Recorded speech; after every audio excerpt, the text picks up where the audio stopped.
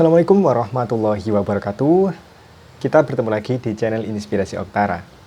Semoga kita semua selalu diberikan kesehatan dan rezeki kita selalu dilancarkan oleh Allah SWT. Amin ya rabbal alamin. Ini adalah video yang spesial yang ingin saya sampaikan kepada Anda, terutama para penerima program Keluarga Harapan yang baru saja dinyatakan sebagai para penerima manfaat untuk PKH. Dan juga video ini saya khususkan untuk saya berikan informasi kepada dampingan terbaru saya karena kebijakan rolling dampingan. Dan tentunya saya ingin mengajak Anda semua para penerima PKH kembali mengingat apa sebetulnya program Keluarga Harapan. Karena akhir-akhir ini, terutama di era pandemi COVID seperti saat ini, banyak sekali bantuan yang bermunculan yang diberikan oleh pemerintah. Ya, ada banyak sekali bantuan, dan dengan saya berikan video ini, semoga Anda lebih paham dan lebih jelas terkait dengan bantuan program Keluarga Harapan, sehingga Anda bisa mengetahui perbedaan bantuan program Keluarga Harapan dengan bantuan sosial yang lainnya seperti apa, sehingga Anda tidak salah paham. Ternyata semua bantuan sosial itu bukanlah bantuan PKH, dan pendamping yang ada di lapangan, pendamping sosial itu tidak semuanya adalah pendamping sosial program Keluarga Harapan. PKH adalah program bantuan bersyarat yang diberikan oleh pemerintah yang dikelola oleh Kementerian Sosial Republik Indonesia. PKH setelah ada sejak tahun 2007, dan data dari penerima program Keluarga Harapan ini adalah data yang dikelola secara terpusat melalui Pusat Data Informasi Kesejahteraan Sosial atau Pusdatin yang ada di Kementerian Sosial Republik Indonesia. Para penerima manfaat program Keluarga Harapan tentunya ini adalah KPM yang tidak baru-baru ini saja. Ada tambahan untuk tahun-tahun ini, tetapi bagi mereka yang mulai menerima tahun 2014 mungkin atau yang 2007 masih ada mungkin ya. Nah, pasti bagi Anda penerima manfaat PKH yang telah lama, ini tentunya sudah memahami PKH itu seperti apa. Bantuan program Keluarga Harapan ini diberikan oleh pemerintah kepada masyarakat prasejahtera, atau istilahnya dulu adalah keluarga miskin yang masuk ke dalam Daftar Terpadu Kesejahteraan Sosial atau DTKS. Jadi, tidak semua masyarakat prasejahtera ini bisa menerima PKH. Syarat pertama adalah Anda harus masuk ke dalam DTKS ya, Data Terpadu Kesejahteraan Sosial. Selanjutnya, PKH ini bisa diberikan kepada masyarakat prasejahtera yang sudah masuk ke dalam DTKS dengan syarat minimal di dalam satu keluarga ini memiliki salah satu dari 3 komponen syarat minimal di dalam PKH. Komponen apa saja itu? Komponen yang pertama adalah komponen kesehatan. Nah, di dalam komponen kesehatan ini terdiri dari kategori ibu hamil usia 0 hingga 9 bulan, dan juga ada anak usia 0 hingga 6 tahun. Nah, peraturan terbaru untuk ibu hamil yang bisa memperoleh bantuan PKH adalah kehamilan maksimal kedua. Jadi jika kehamilan ketiga ini tidak akan dihitung. Dan untuk balita ya, anak usia 0 sampai 6 tahun ini maksimal terhitung adalah 2 anak yang menjadi tanggungan untuk PKH.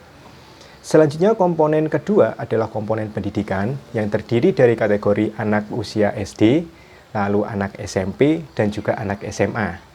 Peraturan terbaru untuk jenjang pendidikan ini, jika ada 2 jenjang pendidikan yang sama di dalam satu kakak, maka bantuan yang diberikan hanya satu saja. Contohnya, jika Anda memiliki 2 anak SD, maka yang cair hanya satu saja. 2 anak SMP, 2 anak SMA, nah semuanya dicarikan tunggal.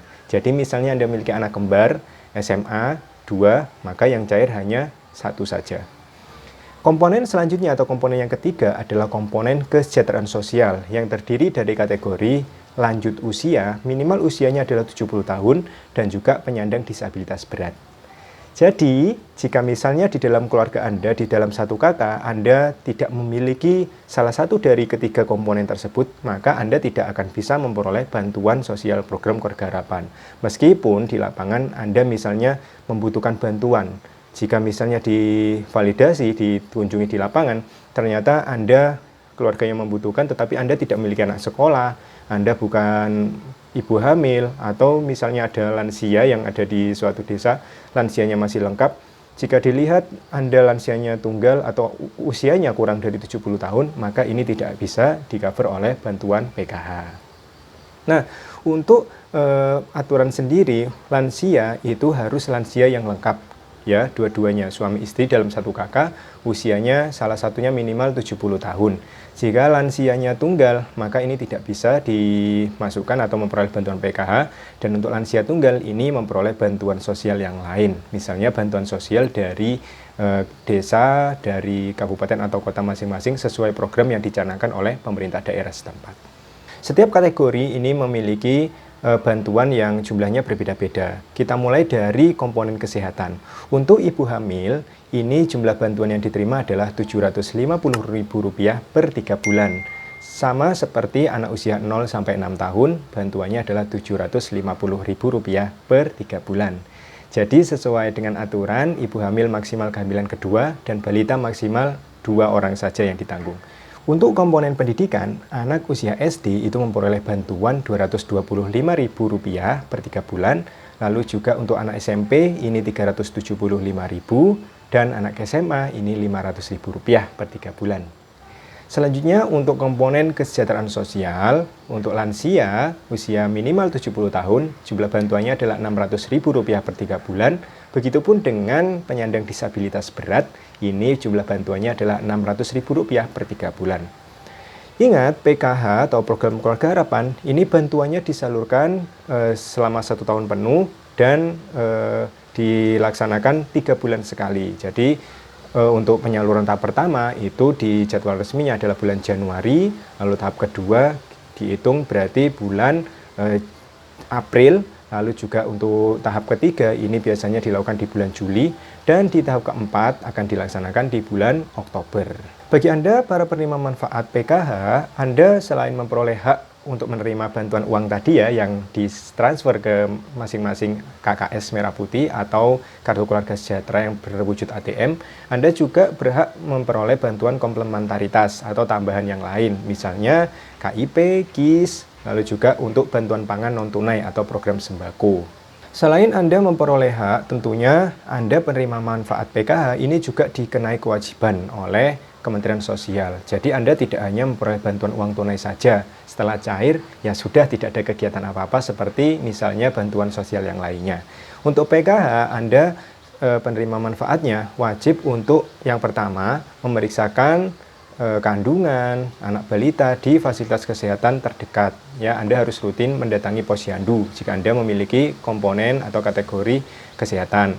Lalu juga untuk anak sekolah, Anda wajib untuk memeriksa dan juga memastikan anak Anda rajin pergi ke sekolah. Minimal kehadiran di 1 tahun penuh secara pembelajaran efektif per bulannya itu 85% kehadiran di sekolah.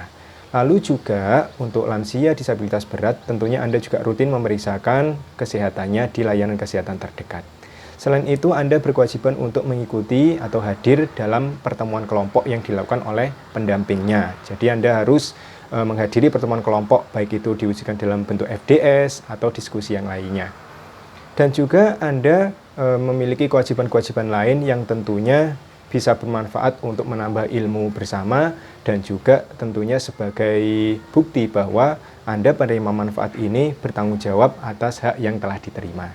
Bagi Anda penerima manfaat PKH yang baru dan juga mungkin bagi Anda yang telah lama menerima PKH tetapi lupa, ingat bahwa PKH itu berbeda dengan bantuan sosial yang lainnya. Jika di akhir-akhir ini kita melihat banyaknya bantuan sosial terutama di era pandemi COVID yang diberikan oleh pemerintah, jangan sampai salah bahwa PKH itu beda. Ingat, PKH itu diberikan oleh Kementerian Sosial tidak kepada siapapun ya. Jadi ada syarat-syarat tertentu yang sudah saya sampaikan. Oke, itu saja informasi yang bisa saya berikan. Jika ada pertanyaan terkait PKH yang ingin Anda tanyakan, silakan Anda berkomentar. Semoga informasi ini bermanfaat untuk menambah pengetahuan dan mengingatkan kembali kepada kita semua yang tentunya lupa atau masih lupa dengan PKH apa. Terima kasih atas segala perhatian Anda. Saya mohon maaf apabila ada kata-kata saya yang kurang berkenan. Saya akhiri. Wassalamualaikum warahmatullahi wabarakatuh.